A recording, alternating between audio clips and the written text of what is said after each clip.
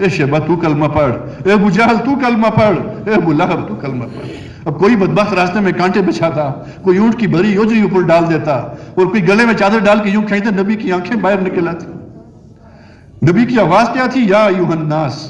بقول مولانا کے فرمانے لگے کہ یا ایھا المکہ، یا ایھا القریش نہیں فرمایا، یا ایھا الناس، قیامت تک آنے والے آخری انسان کو بھائیو دوستو دعوت دی ہے کہ لا الہ الا اللہ پڑھ لو تو کامیاب ہو جاؤ گی۔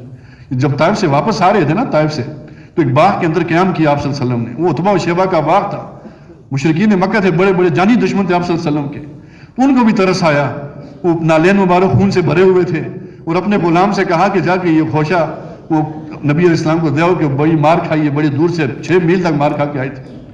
وہ انگور کا خوشہ وہ نوجوان لے کر آیا، تو آپ علیہ السلام کو اپنی خون کی پرواہ نہیں، ان کو دعوت دینے لگی۔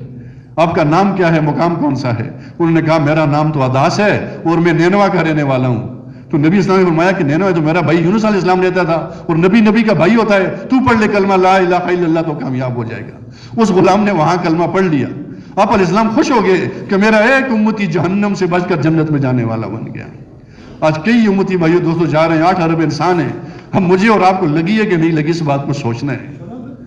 تبلیغ بھائیو دوستو ایک درد ہے، ایک کڑن ہے، ایک غم ہے، یہ کوئی بیان نہیں ہے کہ واہ واہ شعلہ بیان ہو گیا، نہیں بھائی، اس درد کو لے کے پوری دنیا میں پھرنا۔ ابھی ہماری تشکیل تھی نا کوہاٹ میں نا، تو ہمارے ساتھ مہمان تھے کرغزستان کے نا، تو ان کے ساتھ یہ مذاکرہ ہوا اللہ کی بڑائی کا، مخلوق کی نفی کا، پھر ہم دونوں کی جوڑیاں بلا کے نکل گئے۔ 1.5-2 گھنٹے روزانہ صبح ہماری گشت ہوتی تھی۔ وہ مہمان کا نام عبداللہ تھا نا، جب وہ باہر نکلتا نا، جب دعوت دیتا نا، آخر میں کہتا یہ الا اللہ کی آواز زور سے لگاتا تھا نا، تو سارے پٹھان اس کی طرف متوجہ ہو جاتے تھے کہ بھائی یہ کیسی شخصیت آئی ہوئی ہے۔ تو سب کی آنکھوں سے آنسو نکلے کہ بھائی یہ کیسی آواز لگا رہا ہے؟ تو بھائی اس آواز کے اندر ایک کشش ہے کہ اللہ سے ہوتا ہے، اللہ کے غیر سے نہیں ہوتا۔ تو سارے بھائی نیت کریں انشاءاللہ کہ روزانہ اس کو ہم 4 گھنٹے یا 25 آدمیوں کو ضرور دعوت دیں گے انشاءاللہ۔ تو کریں گے نا کوشش انشاءاللہ۔ تو بھائیو دوستو، پیارے نبی علیہ السلام کی یہ مبارک زندگی صحابہ کے ساتھ تھوڑی سی محنت ہوئی۔ اب ایک صحابی کے بارے میں آتے ہیں نا کہ اس نے صرف 5 سال نبی کی صحبت اٹھائی ہے، 5 سال۔ صحابی کا نام کیا ہے؟ سعد بن معاذ رضی اللہ تعالیٰ عنہ۔